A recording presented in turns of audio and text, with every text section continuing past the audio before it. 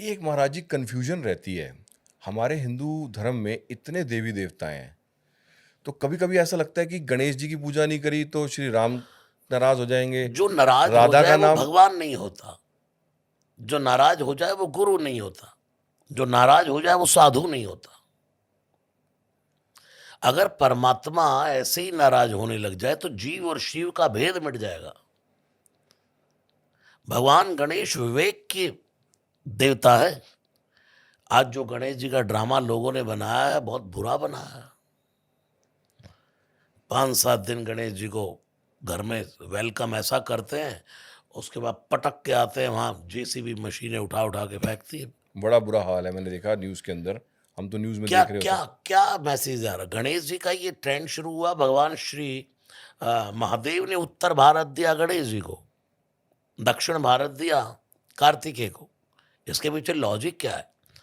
और उत्तर भारत से दक्षिण भारत में गणेश जी अपने भाई से मिलने गए तो वहां लोगों ने वेलकम किया। गणेश की पूजा का अर्थ है विवेक की पूजा। मैंने आज तक अपने घर में गणेश जी की स्थापना नहीं की ऐसे और परमानेंट। गणेश भगवान के बिना तो सनातन अधूरा है। हमारे सनातन धर्म के पंच भगवान जो आदि गुरु शंकराचार्य भगवान ने बताए, उसमें सबसे पहली मान्यता दी गई भगवान गणेश को, फिर सूर्य को, फिर भगवान नारायण, फिर माँ जगदम्बा भवानी, फिर आदिदेव महादेव। ये सनातन पंच का सनातन है, इसमें गणेश प्रथम है। और जगह जगह गणेश जी के हाथ टूटा, कहीं सूंड टूटी है, कहीं कान पड़ा है, कहीं पैर पड़ा है। क्या करते जा रहे हो? विवेक की पूजा का अर्थ गणेश की पूजा है।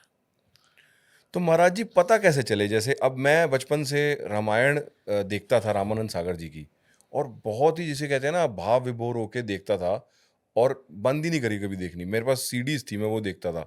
तो मुझे वहां से अटैचमेंट हुई। मैं श्री राम का अनन्य भक्ति में वहां से लगा। राम नाम अंदर ही बस गया। हनुमान जी का कैरेक्टर इतना इन्फ्लुएंशियल लगा मुझे कि मैं समझता था कि इससे ज़्यादा पावरफुल कोई इस संसार में है नहीं। तो मैं इनकी पूजा करूं, इन जैसा बनूं। तो मेरा तो वहाँ से एक रुझान आया। महाभारत भी देखी, वहाँ से भी सब कुछ। वो भी टीवी के माध्यम से हम लोग देखते थे। पर मेरा कुछ ऐसा था, मेरा घर में थोड़ा धार्मिक प्रवृत्ति के लोग हैं, इस वजह से ज़्यादा रुझान बना। और या कह लो आप पूर्व जन्मों का कुछ ऐसा होता है। लेकिन काफ़ी लोग मुझसे पूछते हैं, यार हम क्या करें, किसकी पूजा करें? हम हनुमान जी की करें, श्री राम की करें, हम श्री लक्ष्मी जी की करें? अब मेरे पास कोई सटीक जवाब नहीं होता कभी भी। मैं आपके माध्यम से ये जानना चाहता हूँ कि भाई अ, इसका क्या एक रूट है, मतलब, या फिर अपने दिल को फॉलो करें? नहीं नहीं, एक तो ये है कि हमारा मन जहाँ कहता है हम वहाँ अपनी आस्था को जोड़ें, लेकिन मूल सनातन से बिलग नहीं होना चाहिए। जैसे भगवान नारायण, भगवान विष्णु सनातन धर्म का प्रमुख अंग है।